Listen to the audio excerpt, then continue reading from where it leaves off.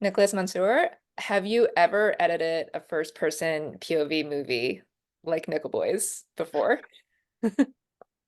That would be funny if I had. I no, I'd never edited anything like Nickel Boys in terms of its first person POV nature, and I'm tempted to say no one has, but I don't know. I'm sure there are there is this weird lineage to that format and that idea peppered throughout film history, and even commercials and music videos and video games and all sorts of things. But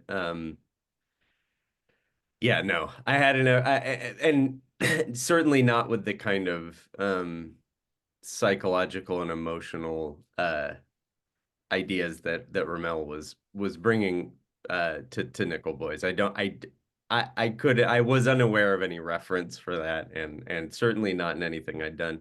I'd used that in you will in a sort of more traditional film come across first person POV as a device occasionally where you just want to go right into clearly tell the audience this is what that person is observing, but it's usually pretty brief, and often it's usually used to invoke fear or terror. You think of like somebody peeping through a keyhole or something. There's usually something nefarious or going on. So anyway, it was an interesting new palette to work with for sure. Well, what was your first thoughts when RaMell brought this to you and told you this was what he was planning with the he calls it a sentient camera. Hmm. Um, well, Ramel and he's a fabulous interlocutor of ideas. We can talk about the ideas almost too much to the point where occasionally our producer Jocelyn would have to come in and say, "I know you guys are having fun talking about the ideas, but we do need to finish the movie also."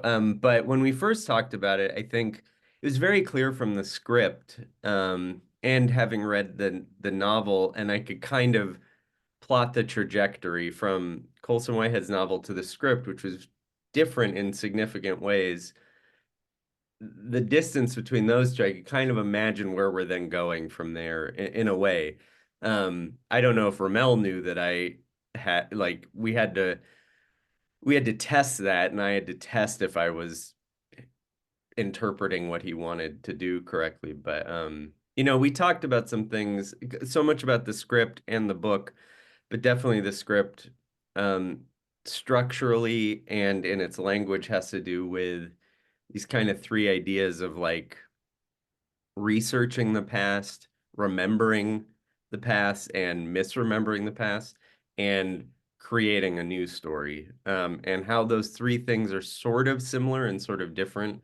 And so even outside of the POV thing, there are many there are many sources for that kind of language out there, about specifically about, like I think I mentioned like offhand, we were talking one of the first times we spoke, and I was, I think, asking him about Tarkovsky's Mirror, and which is a film that really deals with kind of childhood memory and how that gets translated into cinema. And anyway, I think we connected on certain sort of lodestones like that early on, but was really just fascinated by his plans for this and how fresh and kind of unencumbered by concerns about traditional structure and visual storytelling, and how much broader of a language he was looking for, using the art world and many other visual cultural kind of influences. Yeah, for sure. Well, I know he and Jomo Frey, the DP, they made a shot list of everything, and their plan was to shoot things as a one, or even if it was going to be edited, and they did that with editing in mind. So I'm assuming you were privy to that shot list. Like, what were those conversations? Like, Yeah, I mean, again, I think I hadn't worked with RaMell before. I was just a big fan of his artwork and his previous film, Hale County, and and same with Jomo. I had seen his work with All Dirt Roads, Taste of Salt, and and Jocelyn, the co-writer. So I came in sort of like fully trusting them, but I think they were a little bit like, yeah, we don't know. So I think I had to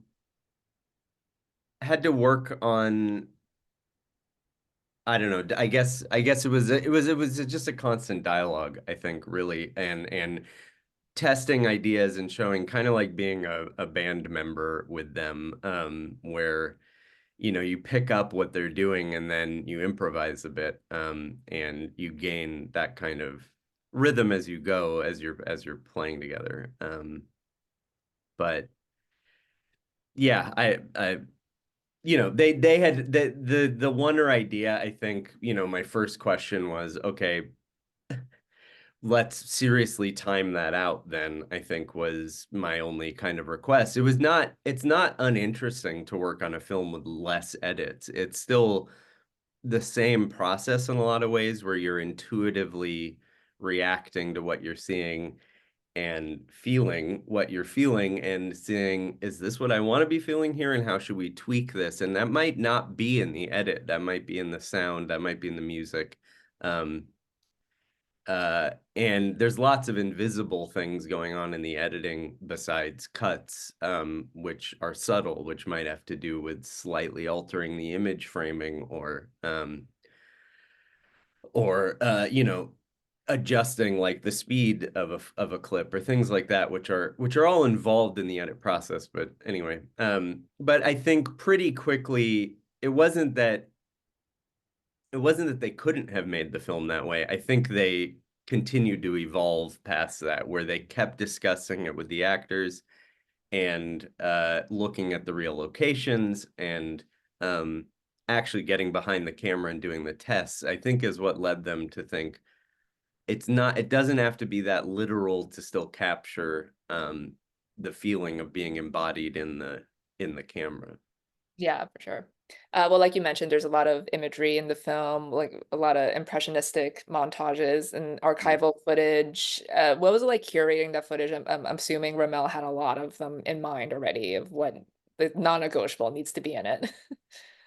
Well, certainly he had a lot in mind, and again, I think I don't know that anything was non-negotiable. I think there were things he was very attached to, but they were always, I think a good, honestly, I think a really, there's all kinds of filmmakers, but very often a more confident, mature filmmaker is really they're really setting themselves up to have the right materials to continue to experiment, rather than plotting it out exactly and then just filling it in. And I think he really did a great job of gathering an initial batch of material, both that he captured, both on set, but also in more experimental methods, like the time-lapse boxcar footage, and some other things that might even read as archival footage in the film that he created. So I think that, plus having some researcher and a research, academic background himself, he had, the script had like YouTube links embedded in it, that you could see sort of what he was thinking about.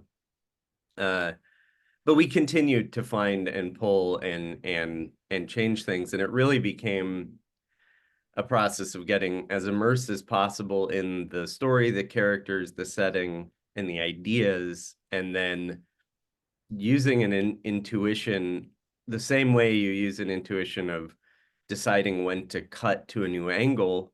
You're feeling an intuition to sort of expand the language into this archival image, uh, and when that makes sense psychologically to go into a different non-literal kind of image. Yeah, it really works, especially at the end there. So, well, Nicholas, it was great speaking with you. Thanks so much for your time. We'll see back in a little bit. Okay.